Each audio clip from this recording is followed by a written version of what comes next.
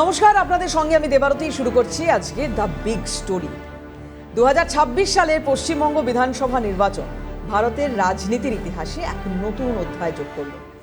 দীর্ঘ 15 বছরের তৃণমূল শাসনের অবসান ঘটিয়ে বাংলার মসনদে আজ এক নতুন শক্তি।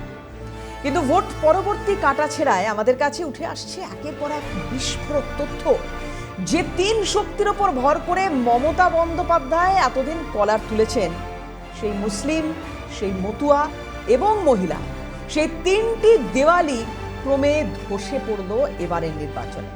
কেন এই বিপর্যয়? কেন ঘাসফুল ছেড়ে পদ্ম শিবিরে ভিড়ল মানুষ? আজ চলুন খানিকটা ব্যবচ্ছেদ করি 2026-এর সেই নির্বাচনী সমীকরণকে, যা নবান্নের ঠিকানা বদলে দিল। নির্বাচনের মোড় ঘুরিয়ে দেওয়া তিনটি বড় শক্তি, মুসলিম, মতুয়া, মহিলা ভোট। প্রথমে শুরু করি চলুন সংখ্যালঘু বা মুসলিম ভোট ব্যাংক নিয়ে। আর তার আগে একটু ন্যাশনালি নয় যেটা, তা হলো মাননীয়ার বেশ কয়েক বছর আগে করা একটা মন্তব্য। আপনাদের মনে আছে জানি, তাও চলুন আরেকবার শুনি কি বলেছিলেন, দেখুন। আমি কিন্তু ইফতারে যাচ্ছি, আপনারাও আসবেন। আমি তো মুসলিমদের তোষণ করি, 100 বার যাব। যে গরু উঠতে তার লাঠি খাওয়া উচিত। আমি কিন্তু ইফতারে যাচ্ছি, আপনারাও আসবেন। আমি তো মুসলিমদের তোষণ করি, 100 বার যাব। যে গরু উঠতে তার লাঠি খাওয়া উচিত। আমি কিন্তু ইফতারে যাচ্ছি, আপনারাও আসবেন। আমি তো মুসলিমদের তোষণ করি, 100 বার যাব। যে গরু উঠতে তার লাঠি খাওয়া উচিত। ভাবনা বোধহয় অন্য কিছু ছিল মমতা বন্দ্যোপাধ্যায়ের কথার পেছনে। ভেবেছিলেন হয়তো যে এই সম্প্রদায়কে কাজে লাগাবেন। এই সম্প্রদায়কে কোথায় কাজে লাগাবেন? ভোট রাজনীতিতে। আজকে আর বলতে কোনো বাধা নেই। পশ্চিমবঙ্গের জনসংখ্যার প্রায় 27% মুসলিম। এই আজকের কথা যদি বলি, এসআইআর পূর্ববর্তী সময় হয়তো সে আমি ধরে নিচ্ছি সেটা আরেকটু বেশি ছিল, ধরুন সেটা 30 to 32 বা 33%। 2021 সালের নির্বাচনে এরাই একতরফাভাবে তৃণমূল কংগ্রেসকে সমর্থন করে। কিন্তু 2026-এর সেই সমীকরণ তো পুরো উল্টে গেল।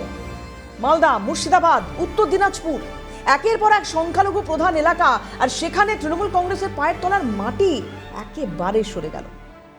2021 সালের নির্বাচনে মুসলিম প্রধান 85টি আসনের মধ্যে 75টিতে তৃণমূল কংগ্রেস জয়ী হয়। তবে 2026 সালের নির্বাচনে মালদা, মুর্শিদাবাদ এবং উত্তর দিনাজপুর এই জেলাগুলোর যে সমীকরণ, সেখানে একটা বড় পরিবর্তন, বড় বদল এলো। কেমন? মুসলিম ভোট বামফ্রন্ট থেকে তৃণমূলে গিয়েছিল, আপনাদের মনে আছে 2011 সালে।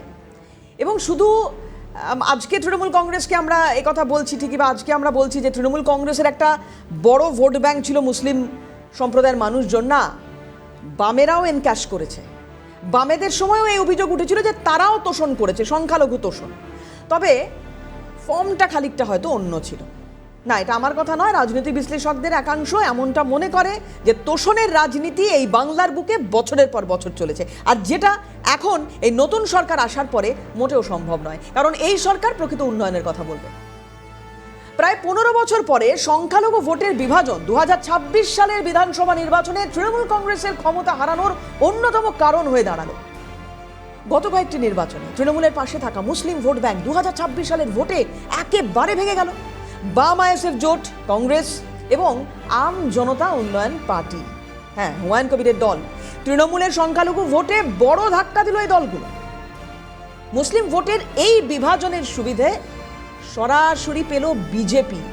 মালদার 12টি আসনের মধ্যে যেখানে প্রায় 50% মুসলিম ভোটার, সেখানে বিজেপি 6টি আসনে জয়ী বা এগিয়েছিল প্রাথমিক পর্যায়ে। এই একই ছবি দেখা গেল পাশের মুর্শিদাবাদ জেলা, যেখানে প্রায় 70% মুসলিম কমিউনিটির মানুষ, সেখানে বিজেপি 22টির মধ্যে 8টি আসনে জয়ী বা এগিয়েছিল। মুসলিম অধ্যুষিত এলাকাগুলিতে যেখানে বিশেষ নিবিড় সংশোধন প্রক্রিয়ায় ব্যাপক নাম বাদ পড়েছিল, সেখানে মানুষের মধ্যে ক্ষোভ ছিল।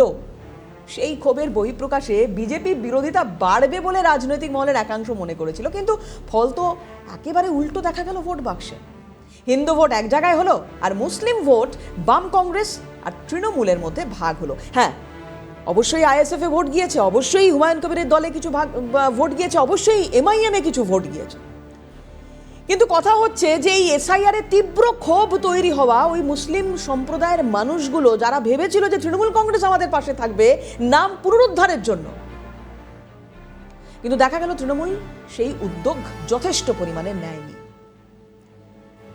ফলে কি দাঁড়ালো, এখানে সমস্যা তৈরি হলো যে যাদেরকে আমরা ভরসা করলাম, যারা আমাদের এনক্যাশ করে একটার পর একটা নির্বাচনে প্রতিদ্বন্দ্বিতা করলো, লড়লো, আজকে তারা আমাদের নামটা তোলার জন্য, মানে নিজেদের নাম পুনরুদ্ধারের জন্য উদ্যোগ নিল না। ক্ষোভ বাড়ছে, স্বাভাবিক ক্ষোভ বাড়লো শাসকের বিরুদ্ধে। এছাড়াও আরো বেশ কিছু ফ্যাক্টর কাজ করলো। কেমন না, রাজ্যের অর্থে মন্দির নির্মাণ হলো, আমরা দেখলাম জগন্নাথ মন্দির নির্মাণ হচ্ছে, এবং সংখ্যালঘু অধ্যুষিত এলাকায় উন্নয়নের অভাব এটা একদম স্পষ্ট, চোখের সামনে এরা দেখতে পাচ্ছেন। এজিইউপির প্রতিষ্ঠাতা হুমায়ুন কবির, তিনি নওদা রেজিনগর দুটো আসন থেকে জয়ী হন। সিপিএম এর মোহাম্মদ মুস্তাফিজুর রহমান মুর্শিদাবাদের ডোমকল থেকে জয়ী হলেন। আইএসএফ এর নওশাদ সিদ্দিকী দক্ষিণ 24 পরগনার ভাঙড় আসন ধরে রাখলেন, আর কংগ্রেসের মহতাব শেখ ফারাক্কা এবং জুলফিকার আলী রানীনগর থেকে জয়ী হলেন। এই নির্বাচনে হিন্দু ভোটের মেরুকরণ বা একত্রীকরণও দেখা গেল, যা বিশেষ করে বাংলাদেশ সীমান্তবর্তী এলাকাগুলোতে বিজেপিকে সুবিধে করে দিল। তবে মুসলিম ভোটের বিভাজনই শেষ পর্যন্ত তৃণমূল কংগ্রেসের পতনের অন্যতম প্রধান কারণ হয়ে উঠল, এ কথা কিন্তু মুসলিম ভাই বোনেরাও বুঝতে শুরু করেছেন যে তাদেরকে শুধুমাত্র ব্যবহার করে গেছে শাসক। তাই এবার আসল পরিবর্তনে রাষ্ট্রবাদী মুসলিমরা বিজেপির হাত ধরল। আইএসএফ, এজেইউপি বা এমআইএম এর এখানে মাথা তোলা বা সংগঠন বৃদ্ধি আপামর মুসলিম সম্প্রদায়কে খানিকটা দ্বিধাগ্রস্ত করলো যে প্রকৃত উন্নয়ন কারা চায়, কাদের হাত তারা ধরবেন। ফলে ওই যে এতদিনের 30 to 33% ভোট যেটা তৃণমূল কংগ্রেসের একটা বড় অংশে যাচ্ছিল, তারই ওই বড় অংশটা বিভাজন হয়ে গেল, ভাগ হয়ে গেল সংখ্যালঘু ভোট। আমরা কথা বলেছিলাম শিক্ষাবিদ পদ্মশ্রী কাজী মাসুম আখতার এবং রাজনৈতিক বিশ্লেষক ঝন্টু বড়াইকের সঙ্গে। কি বলছেন, তাদের কি অ্যাসেসমেন্ট, কি মূল্যায়ন, দেখুন।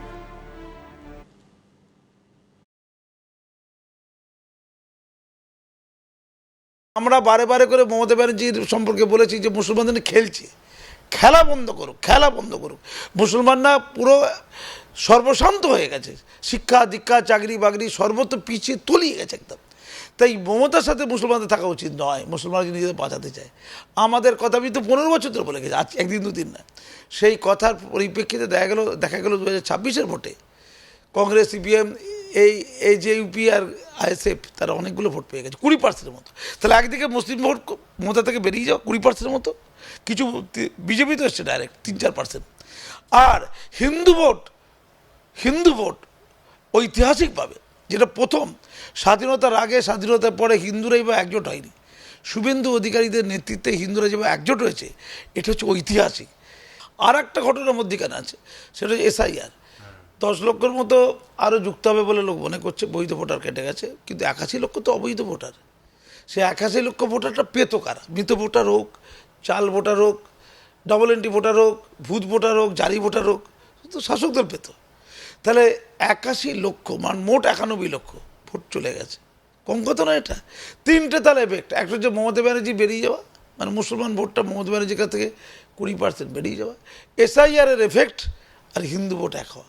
সংখ্যালঘু ভোট তৃণমূলের জীবন কাঠি ছিল বলে একাধিকবার তাকে দেখা গেছে সংখ্যালঘু অ্যাপিসমেন্ট, মুসলিম অ্যাপিসমেন্ট, তোষণের রাজনীতি তাকে করতে বিভিন্ন সময়, এমনকি ভোটের মুখেও তিনি দায়িত্ব নিয়ে সংবিধানের শপথ নিয়েও হঠাৎ করে যে স্লোগানটা তিনি যে এটা করেছিলেন যে আমরা ক্ষমতায় না থাকলে একটি সম্প্রদায় 1 সেকেন্ডে ঘিরে ধরে মেরে ফেলবে, এত কিছুর পরেও কিন্তু সংখ্যালঘু ভোটে একটা বিপুল ধস নামার বড় কারণ মিম, আইএসএফ এবং বাম কংগ্রেস এই দলগুলো প্রতি সংখ্যালঘুদের বিকল্প হিসেবে পছন্দের তালিকায় উঠে আসাটা।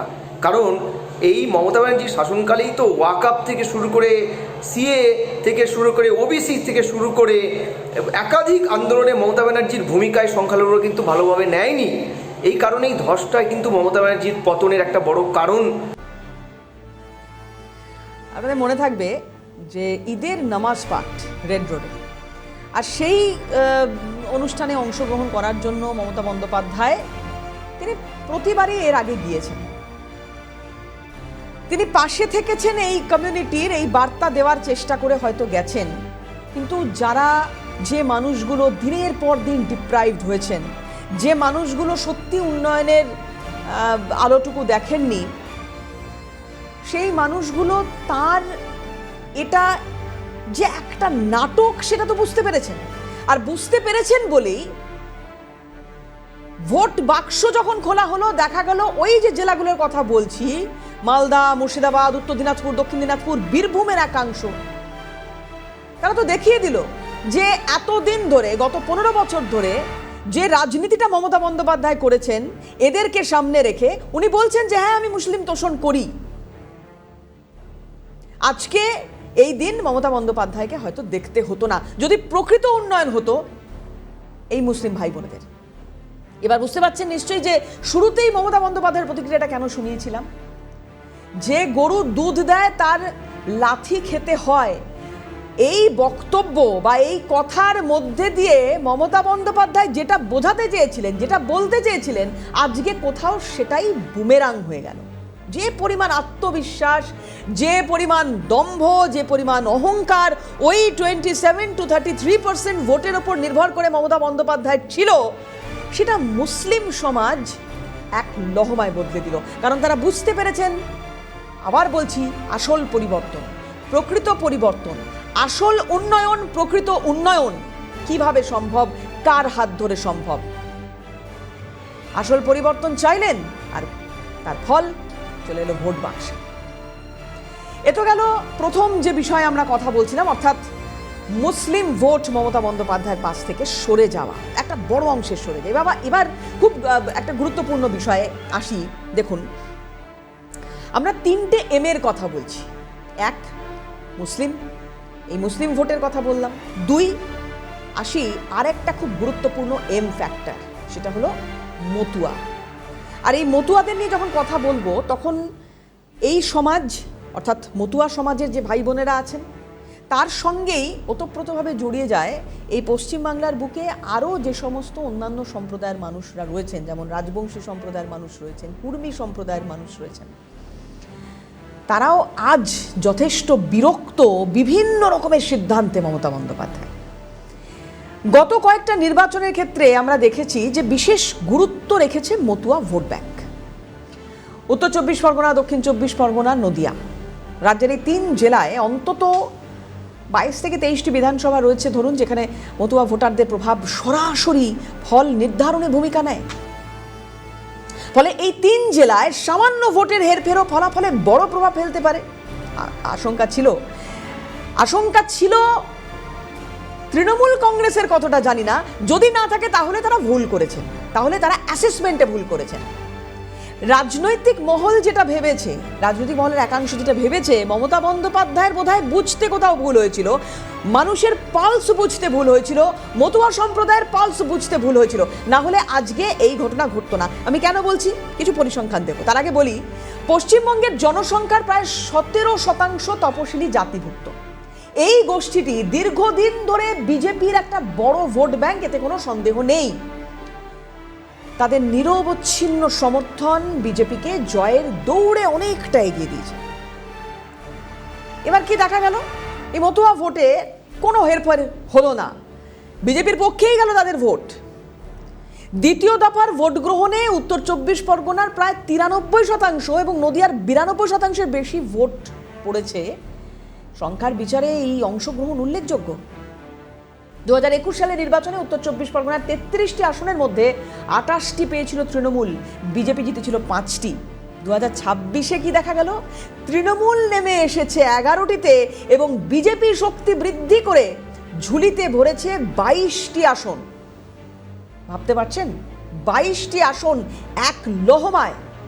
মতুয়া সমাজ বিজেপির উপর ভরসা না রাখলে এটা সম্ভব নয়। নদিয়ার কথা বলি এবার। নদিয়ায় 17টি আসন, আর গত বিধানসভা নির্বাচনে বিজেপি পেয়েছিল 9টি, তৃণমূল পেয়েছিল 8টি। এবার বিজেপি কটি পেয়েছে? 14টি আসন। 9 পেয়েছিল গতবার, এবার 14টি আসন, আর তৃণমূল ধরে রাখতে পারলো মাত্র 3খানা আসন। আমার খুব আজকের দিনে দাঁড়িয়ে মুকুল রায়ের কথা মনে পড়ছে। মহুয়া মৈত্র একটা গুরুত্বপূর্ণ পদ পেয়েছেন, জেলাটা উনি দেখেন, দেখে 3টে আসন মমতা বন্দ্যোপাধ্যায়কে উপহার দিয়েছেন মহুয়া মৈত্র। যাই হোক, ওনাকে নিয়ে বেশি বললে আবার উনি বলবেন 2 পয়সার সাংবাদিক।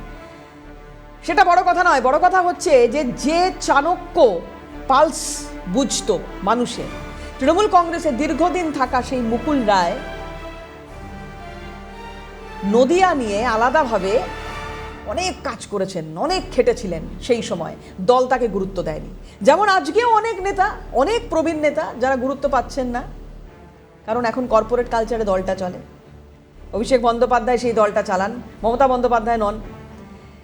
যাই হোক, দক্ষিণ 24 পরগনার কথা এবার আসি, যেখানে 2021-এ একটিও পদ্ম ফোটেনি। আর এই জেলায় মোটে 31টি আসনে 30টি তৃণমূল পায়, আইএসএফ পায় 1টি আসন, আর বিজেপি তো পারেনি খাতা খুলতে। 2026-এ কি হলো? 2026-এ ফলাফলে দেখা গেল যে এই জেলায় 0 থেকে নিজেদের আসন সংখ্যা 10 করে ফেলেছে গেরুয়া শিবির। ভাবুন, 0 থেকে 10, 5 বছরের মধ্যে। আর তৃণমূলের আসন সংখ্যা এখানে কমে হলো 20। কেন? কি ফ্যাক্টর কাজ করলো?